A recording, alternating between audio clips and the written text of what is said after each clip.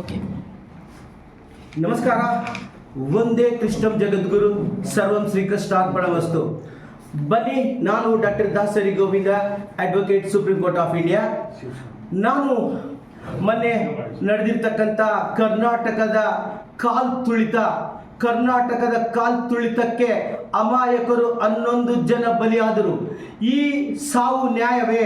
ಅಕಸ್ಮಾತ್ ಈ ಸಾವು ನ್ಯಾಯ ಆಗಿದ್ರೆ ಈ ಒಂದು ಸಾವಿಗೆ ಕಾರಣ ಯಾರು, ಅಥವಾ ಈ ಒಂದು ಪಾಪವನ್ನು ಯಾರ ಅಕೌಂಟಲ್ಲೇ ಹಾಕಬೇಕು ಅನ್ನೋ ಒಂದು ವಿಚಾರದ ಬಗ್ಗೆ ನಾನು ಇಂತಿಷ್ಟು ಚರ್ಚೆ ಮಾಡೋದಕ್ಕೆ ಶ್ರೀಯುತ ಭಾಸ್ಕರ್ ರಾವ್ಜಿ ಅವರು ನಮ್ಮ ಜೊತೆ ಇದ್ದಾರೆ. ಬನ್ನಿ, ಭಾಸ್ಕರ್ ರಾವ್ ಜೊತೆ ನಾನು ಪ್ರಾರಂಭ ಮಾಡ್ತೀನಿ. ಸರ್ ನಮಸ್ಕಾರ. ಒಂದೇ ಕೃಷ್ಣಂ ಜಗದ್ಗುರು ಸರ್ವಂ ಶ್ರೀಕೃಷ್ಣಾರ್ಪಣಮಸ್ತು. ಬನ್ನಿ, ಕರ್ನಾಟಕದಲ್ಲಿ ಮೊನ್ನೆ ನಡೆದಿರ್ತಕ್ಕಂತಹ 4ನೇ ತಾರೀಕು ನಡೆದಿರ್ತಕ್ಕಂಥ ಒಂದು ಪೆರೇಡ್ನಲ್ಲಿ, RCB ವಿಜಯೋತ್ಸವದ ಪೆರೇಡ್ನಲ್ಲಿ ಅಮಾಯಕರು 11 ಜನ ಪ್ರಾಣವನ್ನು ಕಳ್ಕೊಂಡ್ರು. ಈ 11 ಜನರ ಪ್ರಾಣವನ್ನು ಕಳ್ಕೊಂಡಿರೋದಕ್ಕೆ ಕಾರಣ ಯಾರು ಅಂತ ಹೇಳ್ತೀವಿ?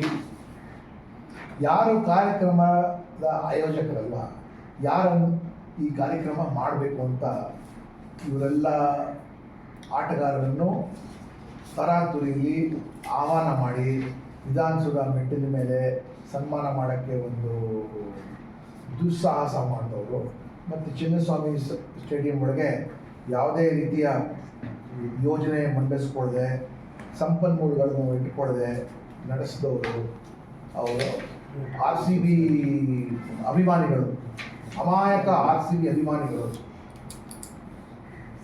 ಒಂದು ಬಾಲ್ ತುಳಿತದಲ್ಲಿ ಸಾವು ಆಗ್ತಾರಲ್ಲ, ಅವರೇ ಅದಕ್ಕೆ ಆಯೋಜಕರೇ ಅದಕ್ಕೆ ಜವಾಬ್ದಾರಿ. ಅಂದರೆ ತಾವು ಹೇಳೋ ಪ್ರಕಾರ ಚಿನ್ನಸ್ವಾಮಿ ಸ್ಟೇಡಿಯಂ ಕ್ರಿಕೆಟ್ ಅಸೋಸಿಯೇಷನ್ ಮತ್ತು RCB ಮತ್ತು DNA ಎಂಟರ್ಟೈನ್ಮೆಂಟ್ ಬ್ಯೂರೋ ಇದೆ ಅಲ್ಲ, ಈ ಮೂವರು ಕಾರಣ ಅಂತ ಹೇಳ್ತೀರಾ? ಅವರು ಕೆಳ ಹಂತದಲ್ಲಿ ಅವರು ಕರೆಸ್ತವ್ರು ಯಾರು? ನಿಮ್ಮ ಮುಖ್ಯಮಂತ್ರಿಗಳು, ನಿಮ್ಮ ಉಪಮುಖ್ಯಮಂತ್ರಿಗಳು ಕರೆಸ್ತವ್ರು. ಮತ್ತು ಯಾವುದೇ ರೀತಿಯ ತಯಾರಿ ಇಲ್ಲದೆ, ಮತ್ತು ಮುಖ್ಯಮಂತ್ರಿಗಳನ್ನು ಸಹ ಸುತ್ತಮುತ್ತ ಅವರವರ ಆರ್ಥಿಕ ಲಾಭ ಪಡ್ಕೊಳ್ಳೋವಂಥವ್ರು, ಮತ್ತು ರಾಜಕೀಯ ಲಾಭ ಪಡ್ಕೊಳ್ಳೋವಂಥವ್ರು, ಮತ್ತು ಮೇಲಿನ ಮೇಲೆ ಮಾಧ್ಯಮದಲ್ಲಿ ಕಾಣಿಸ್ಕೊಳ್ಳೋಕ್ಕೆ ಆಸಕ್ತಿ ಇರುವಂಥವ್ರು, ಮತ್ತು ತುರ್ತು ಲಾಭ ತೆಗೆದುಕೊಳ್ಳುವಂಥವ್ರು ಅವರೇ ಇದ್ದಾರೆ ಹೊರತು ರಾಜ್ಯದ ಹಿತಾಸಕ್ತಿ ನೋಡೋರಿಲ್ಲ, ಸಿದ್ದರಾಮಯ್ಯನವ್ರದ್ದು ಹಿತಾಸಕ್ತಿ ನೋಡೋರಿಲ್ಲ, ಮತ್ತು ಕ್ರಿಕೆಟ್ ಆಟ ಇದೆಯಲ್ಲ ಅದರ ಹಿತಾಸಕ್ತಿ ನೋಡೋರು ಆಗಿಲ್ಲ. ಯಾಕೆಂದರೆ RCB ಏನು ಕರ್ನಾಟಕದ ಆಟದ ತಂಡ ಅಲ್ಲ, ಭಾರತದ ಆಟದ ತಂಡ ಅಲ್ಲ. ಯಾವುದೋ ಒಂದು ಹರಾಜಲ್ಲಿ ಆಯ್ಕೆ ಆಗಿರೋ ಆಟಗಾರರ ಕ್ಲಬ್. ಅದಕ್ಕೆ ಯಾಕೆ ಇಷ್ಟು ಕಾರಣವಿಲ್ಲದಿರೋ ಉತ್ಸಾಹ ಮತ್ತು ತರಾತುರಿ, ಮತ್ತು ಯಾರಿಗೂ ಕೊಡದಿರುವಂಥ ಸನ್ಮಾನ, ಮಾನ, ಕುರಿತ ಇದಕ್ಕೆ ಕಾರಣ ಅವರೇ ಇದಕ್ಕೆ ಕಾರಣ. ಬನ್ನಿ, ಈ ಒಂದು RCB ಆಗಿರ್ಬೋದು, ಅಥವಾ ಚಿನ್ನಸ್ವಾಮಿ ಕ್ರಿಕೆಟ್ ಅಸೋಸಿಯೇಷನ್ ಇರ್ಬೋದು, ಅಥವಾ DNA ಮ್ಯಾನೇಜ್ಮೆಂಟ್ ಇವೆಂಟ್ ಇರ್ಬೋದು, ಅದು ಕೆಳ ಹಂತದ ಒಂದು ಜವಾಬ್ದಾರಿ ಆದರೂ ಕೂಡ ಸರ್ಕಾರದ ಹಂತದಲ್ಲಿ ರಾಜ್ಯ ಸರ್ಕಾರವೇ ಇದಕ್ಕೆ ಹೊಣೆ ಅಂತ ಹೇಳ್ತಾ ಇದ್ದಾರೆ.